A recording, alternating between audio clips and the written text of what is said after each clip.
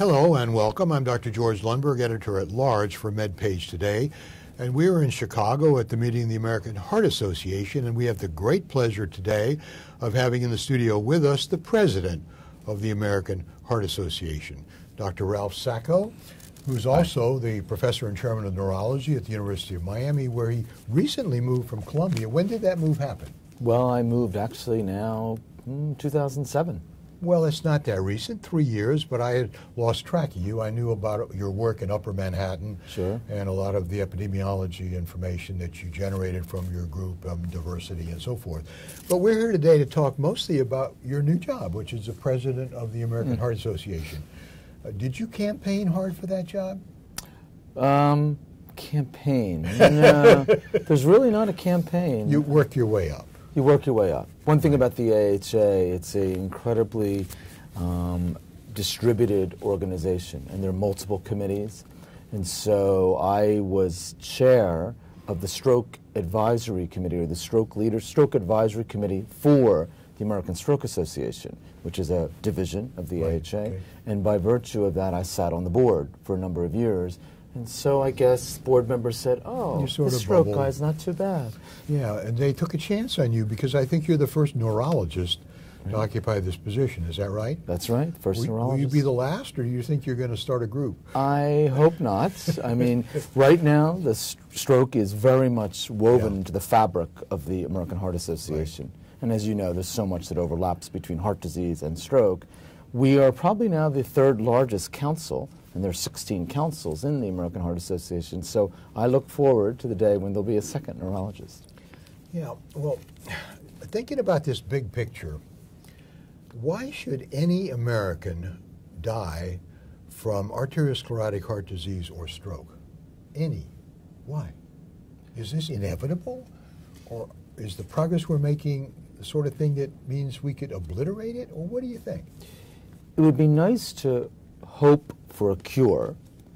Cures are hard to come by, so I think there's probably a mixture here. One, I think the point is that a good proportion of the risk due to or of cardiovascular disease and stroke is preventable. Yes. And that's key. But there is a genetic risk, and we haven't focused as much at this meeting or in our Simple 7 message on the genetic risk, so there is some genetic risk. We know family history of stroke and heart disease can have an impact. But the bigger point is the amount of risk that could be modifiable change to reduce the risk of stroke and heart disease. And the 7 simple things, click them off one by one. Right. So, yeah, as you know, there's a whole new goal here. Sure. Our new American Heart Association metric by the year 2020 is to improve the cardiovascular health of all Americans by 20%, as well as continuing to reduce deaths from cardiovascular disease and stroke by 20%. So we have defined a new concept called ideal cardiovascular health. It may not be a new concept, but it's taking what used to be risk factors, calling them health factors. So we call them life's simple 7 factors.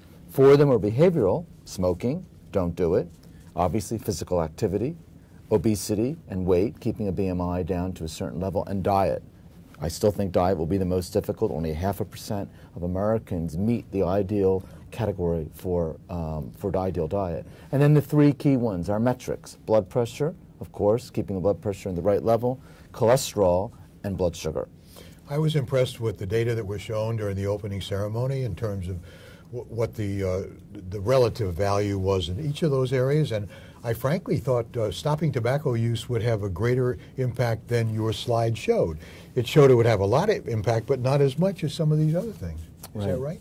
Well, the slide I showed actually showed how many people in our cohort, the Northern Manhattan study, met ideal smoking. Right. And remember, the Northern Manhattan study, the average age is around 68. Some people have quit smoking. So the point was there were a little less current smokers. Smoking is still a huge risk factor. Well, 20% of American adults continue to smoke, according to CDC data. And if you look at the inter-heart and the inter-stroke study, smoking is still a huge risk factor in terms of the population attributable risk. The amount of stroke or MI attributed to smoking worldwide is still huge and even growing in developing countries.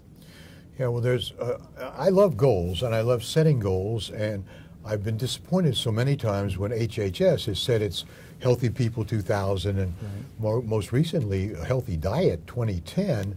And I've just done an editorial about eat your fruits and veggies, because the numbers are so discouraging. It hadn't changed in 10 years, but I was pleased to learn that the American Heart Association goal set for 2010 was met. That's right. So that was great. Congratulations. Right. There were a number that were met, and I think it's great to always think about what was successful. So mortality was decreased by more than 25% for heart disease, more than 25% for stroke. Cholesterol is under better control, as well as blood pressure. But there were a few that we're still concerned about. And the three that I think we didn't do as well were diabetes and obesity, and there was even one in physical activity. So those now have become front and center for our new 2020 goal. We're never afraid of a challenge, that's for sure. Well, those three are a challenge, and I'll be looking forward to the American Heart doing all it can and getting all the help it can from others as well. Right. So thank you very much for being with us. Best wishes for a successful presidency, and let us know if we at MedPage Today can help you in terms of education for physicians and others as your time goes by. We need to get the word out, so anything you can do to help would be great. And to get the doctors to do the right thing themselves on the way to targeting their own patients. Dr. Ralph Sacco, thank you for being with us. And thank you for being with us. I'm Dr. George Lundberg, at large for MedPage Today.